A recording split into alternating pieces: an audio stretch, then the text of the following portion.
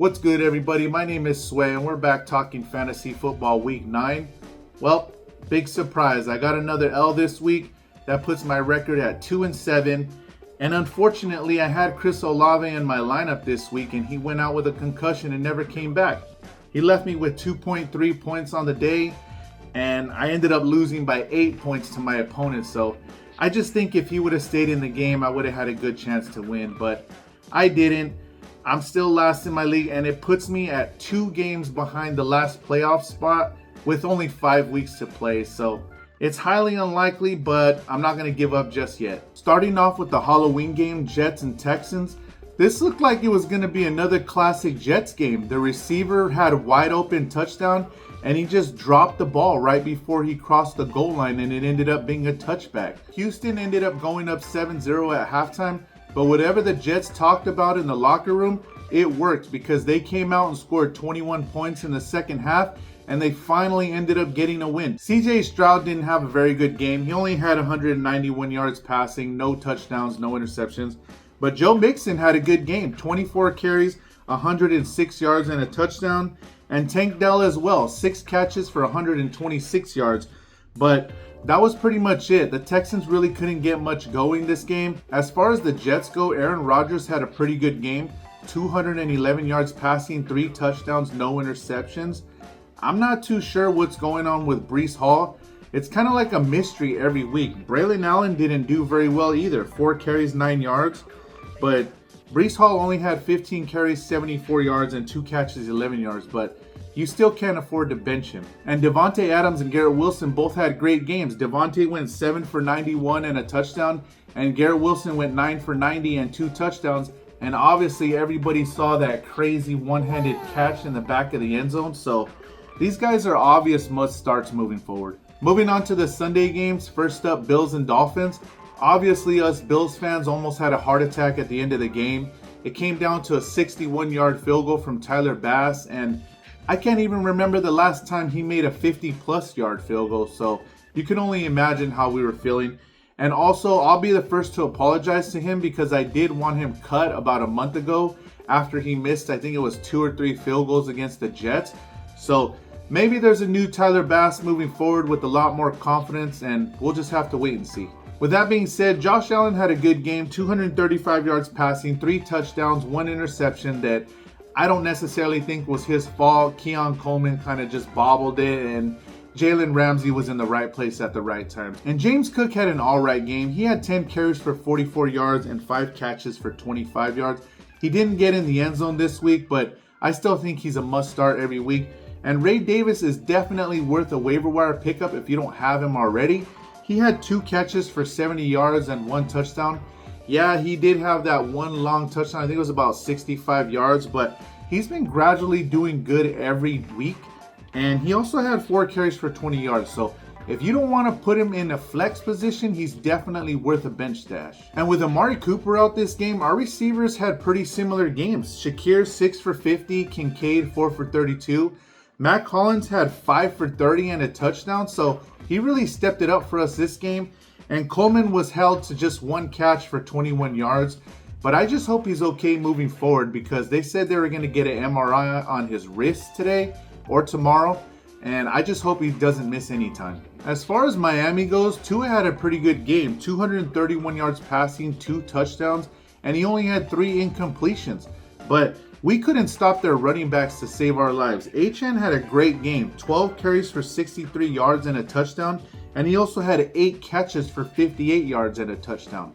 And Raheem Mostert has 10 carries for 56 yards, and he had 2 catches for 32 yards. As far as the receivers go, Tyreek Hill had 4 catches for 80 yards, Jonnu Smith had 5 for 46, and Jalen Waddle only had 2 catches, but he did have a touchdown towards the end of the game that helped tie it up. I'm just glad we were able to come out of there with the win. Moving on to what I thought was going to be one of the better games of the week, Broncos and Ravens. The Ravens put a beat down on them. I just really thought the Broncos were going to be a little bit more competitive. I know Bo Nix is still a rookie, and he did go up against one of the top teams in the league, but they got blown out. It was 41-10, and he didn't have a very good game. 223 yards passing, no touchdowns, 1 interception. I know Courtland Sutton did throw him that touchdown. I think it was for like 5 yards or something like that, but Obviously, he still has a lot to learn, but I think the Broncos are going to be okay with him. And the only one worth mentioning is Courtland Sutton. He had 7 catches for 122 yards. And like I said, he had that touchdown throw to Bo Nix. But this team is still a work in progress, but you never know. They might sneak their way into the playoffs. As far as the Ravens go, their trio had another great game. Lamar Jackson, 280 yards passing, 3 touchdowns. Derrick Henry, 23 rushes for 106 yards and 2 touchdowns. And he also had 1 catch for 27 yards. And Zay Flowers, 5 catches, 127 yards, and 2 touchdowns. These guys are obvious must-starts every week. Moving on to the Raiders and Bengals. This game was actually pretty close in the first half, but then the Bengals just blew them out in the second half. It ended up being 41-24. Gardner Minshew didn't do too well, 124 yards passing, no touchdowns. Madison had 9 for 36. Jacoby Myers had a pretty good game, 8 for 105. And Brock Bowers had a good game too, 5 for 45 and a touchdown. So I think Brock Bowers is definitely a must start every week. Jacoby Myers maybe now that he's back healthy, but keep an eye on Madison and Zamir White, because with White back, he did score that touchdown, but it looks like Madison is still getting the majority of the carries. And Joe Burrow, another great game, 251 yards passing, 5 touchdowns. He did have that pick 6, but he still had a great game overall. And Chase Brown killed it. 27 carries, 120 yards. And he also had 5 catches for 37 yards and a nice touchdown in the back of the end zone. So with Zach Moss sidelined for a couple of weeks, Chase Brown is definitely a must start. Also, whenever T. Higgins is out of the lineup, Mike Gesicki always seems to have great games. He went 5 for 100 yards and 2 touchdowns. He's definitely worth a waiver wire pickup if you don't already have him. And Jamar Chase took a bit of a step back this week. He went 7 catches for 43 yards. So he's obviously a must start every week. And if T. Higgins comes back, of course you got to start him too. Moving on to the Cowboys and Falcons. The Cowboys are in trouble. Dak Prescott's going to be out for at least a month. CeeDee Lamb has a shoulder injury that he might be out for a week or two, but they're just not a very good team right now. Micah Parsons might come back to help give their defense a boost, but I don't know if Cooper Rush can get it done as the backup. With that being said, Dak only had 133 yards passing, 1 touchdown. Cooper Rush came in 115 and a touchdown. But Rico Dowdle is a must start every week. He had 12 carries for 75 yards, and he had 5 catches for 32 yards and a touchdown. As far as the receivers go, CeeDee Lamb had 8 catches for 47 yards, but if he's going to be out moving forward, I think Jalen Tolbert is a must start. And also, I think Jake Ferguson is the one who's going to benefit the most. He had 7 catches for 71 yards, so I would definitely start those guys moving forward. As for the Falcons, they had a great day. Kirk Cousins, 222 yards passing, 3 touchdowns, no interceptions. Bijan killed it, 19 carries for 86 yards and 7 catches for 59 yards. Darnell Mooney also had a great game. He went 5 for 88 and a touchdown. Drake London had 2 catches for 27 yards and a touchdown, but keep an eye on him this week because he might be out with a hip injury. Moving on to the Patriots and Titans. This game went into overtime. Drake May had a pretty good game, and he had a crazy play at the end of the game that sent it into overtime. He ended up throwing a touchdown to Ramondre Stevenson with like 2 guys tackling him, so that was pretty crazy. He ended up with 206 yards passing, 1 touchdown. He did have 2 interceptions, but he also ran the ball 5 times for 95 yards, so he might be worth a bench stash because he's a dual threat quarterback. And if you got your starting quarterback out with an injury or maybe a bye week, he might be worth starting. And Ramondre Stevenson had a good game. He had 10 carries, 16 yards, and a touchdown. And he also caught the ball 5 times for 38 yards and a touchdown. So if anybody's a must start on this team, it's him. And as for the receivers, Hunter Henry had an alright game. 7 catches for 56 yards. Bourne 4 for 41. Douglas 7 for 35. But as I mentioned before, Stevenson is the only one worth starting. As far as the Titans go, Mason Rudolph actually had an alright game. He had 240 yards passing, 2 touchdowns, 1 interception. But Tony Pollard had a great day. 28 carries for 128 yards. And he also had 3 catches for 26 yards. As far as the receivers go, Calvin Ridley is a must start every week in my opinion. As soon as DeAndre Hopkins got traded to the Chiefs, he's had a couple of good games. Last week he had a massive game against the Lions. And this week he had 5 catches for 73 yards. So that's pretty good. They're getting him more involved in the offense. But Their second receiver, Nick Westbrook-Ikhine, I'm going to try and pick him up off the waiver wire this week because they have clearly gotten him more involved in the offense as well. He went 5 for 50 and a touchdown. Moving on to the Saints and Panthers. I can't believe the Panthers pulled this one out in the end. Derek Carr had an alright game, 236 yards passing, 1 touchdown, no interceptions. But Alvin Kamara had a good game. He had 6 catches for 60 yards, and he had 29 carries for 155 yards. So he's definitely a must start. And as far as the receivers go, I'm not sure who to start moving forward. Taysom Hill came back this week. He had 4 catches for 41 yards, and he also had 5 carries for 19 yards and a touchdown. So maybe he's definitely a must start moving forward. As far as the Panthers go, Bryce Young had an alright game, 171 yards passing, 1 touchdown, 1 interception. But Chuba had a good game. He had 15 carries for 72 yards and 2 touchdowns. As far as the receivers go, Sanders is the one who stood out the most. He had 4 catches for 87 yards.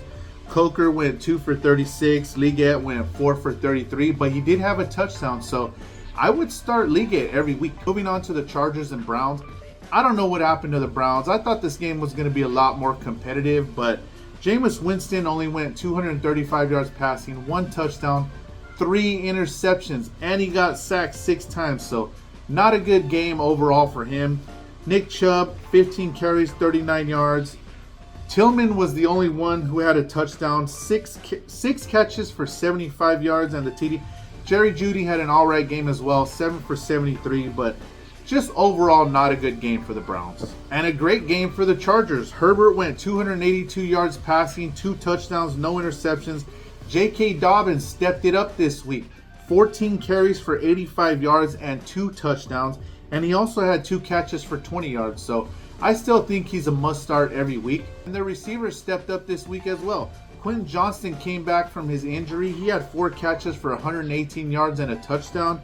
McConkey went 5 for 64, and Josh Palmer had 2 catches for 63 yards and a touchdown. So good day overall for the Chargers. Moving on to New York and Washington. This game was a lot closer than I thought.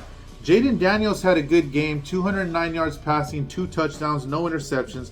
He ran the ball 8 times for 35 yards, so he's obviously a must start every week. And with Brian Robinson out this week, Chris Rodriguez stepped in nicely. He had 11 carries for 52 yards, but Austin Eckler was the one to start this week. He had 11 carries for 42 yards and a touchdown, and he also had 3 catches for 41 yards. As far as the receivers go, kind of an odd day for them. Noah Brown, 5 for 60, Zacchaeus, 2 for 48.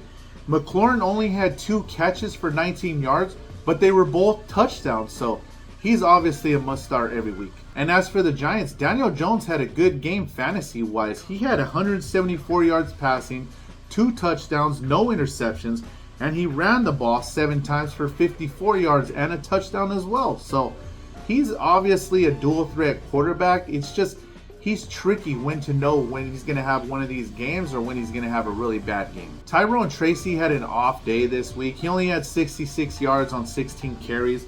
And as far as the receivers go, Malik Neighbors is the only one worth starting in my opinion. He had 9 catches for 59 yards. Their tight end Theo Johnson went 3 for 51 and a touchdown. And Slayton and Robinson only had 3 catches each this week. Moving on to the Eagles and Jaguars. This was just not a good game for the Jaguars. They went down 22-0, but oddly enough, the Eagles let them back in towards the end of the game, and they actually had a chance to win it. But the Eagles defense did step up. They got the win. Trevor Lawrence just didn't look good. He had 169 yards passing, 2 interceptions. He got sacked 3 times, but he ran the ball 5 times and he ended up with 2 touchdowns. And their running game has just fallen off these past few weeks. Travis Etienne only had 3 carries for 24 yards and Bigsby 8 for 22. And as far as their receivers go, they all didn't have a very good game. Ingram 5 for 45, Washington 3 for 41, Trammell 2 for 40, and Brian Thomas only had 2 catches for 22 yards. So just not a very good day from the Jaguars again. As far as the Eagles go, Jalen Hurts had a great game. He had 230 yards passing, 2 touchdowns, no interceptions, and he was heavily involved in the running game. He went 13 for 67 and a touchdown. And Saquon Barkley, 27 carries, 159 yards and a touchdown. And he also had 3 catches for 40 yards and a touchdown. So both of those guys had massive days. As far as the receivers go, Devontae Smith was the only one who had a good game. He had 4 catches for 87 yards and 1 touchdown. AJ Brown went out with the injury. He ended up with 2 catches for 36 yards, but definitely keep an eye on his status for this week. Moving on to the Bears and Cardinals. The Bears had another bad game on the offensive side of the ball. Caleb Williams only had 217 yards passing, 0 touchdowns, 0 interceptions, and he got sacked 6 times. DeAndre Swift had an okay day fantasy-wise. He had 16 carries for 51 yards, and he had 6 catches for 31 yards, so he's still a must-start every week. As far as the receivers go, Rome Odunze was the only one who stepped up this week. He had 5 catches for 104 yards, but everybody after that just had mid-games. Keenan Allen, 4 for 36, DJ Moore, 4 for 33, and Cole Kmet wasn't even targeted once in this game, which is crazy to say. As far as the Cardinals go, they didn't really have to pass too much in this game. Kyler Murray only had 154 yards passing, 0 touchdowns, 0 interceptions. It was all about their running game. James Conner had 18 carries for 107 yards. DeMercado, 4 for 59 and a touchdown. Trey Benson, 8 for 37 and a touchdown. And even Trey McBride ran one in for a touchdown. So the Bears just need to figure out what's going on offense because they're too inconsistent at the halfway point of the season. Moving on to the Rams and Seahawks. The Rams ended up pulling this one off in overtime. It was a crazy ending. Demarcus Robinson with the one-handed catch to win it. But Matt Stafford had a pretty good game. 298 yards, 2 touchdowns, 1 interception. And Kyren Williams, my guy, he took a step back this week. He only had 69 yards rushing, and he only had 1 catch for 26 yards, no touchdowns. So a little disappointing. I know he can't put up big numbers every week, but I just wish this wasn't the game where he took that step back. And as far as the receivers go, Puka Nacua got ejected in the first half for punching some guy in the face, which is just dumb. You're just hurting your team. And I know Puka owners are pissed off about that, but Kupp was the one who obviously stepped up. He had 11 catches for 104 yards. And as I mentioned earlier, Demarcus Robinson had 6 catches for 94 yards and 2 touchdowns. So huge game from him. You might want to consider picking him up. He's definitely their 3rd option at wide receiver, and he might be worth a flex play moving forward. As far as the Seahawks go, Geno Smith had a pretty good game fantasy-wise. He had 363 yards passing, 3 touchdowns, but he had 3 interceptions, and he got sacked 6 times. But I still think he ended up at about 24, 25 points. But Kenneth Walker had a pretty good game. 25 carries, 83 yards rushing, and he also caught the ball 3 times for 24 yards. I know he didn't score this week, but we know he's a must-start every week. And the one who benefited the most was Jackson Smith and Jigba. He had 7 catches for 180 yards and 2 touchdowns. So obviously him or Lockett is going to get the majority of the touches with DK Metcalf out, but I think they're coming up on a bye week, and I'm pretty sure DK is going to come back after. Moving on to the Lions and Packers. This game was kind of ugly because it was raining pretty hard the whole game. The Lions ended up pulling it off on the road. Jared Goff only had to pass for 145 yards, and last week he only passed for 85 yards, and they dominated the Titans. So his stats are a little bit weird, but whatever they're doing is working. And of course, both their running backs had another good game. David Montgomery, 17 carries for 73 yards, 3 catches for 23 yards.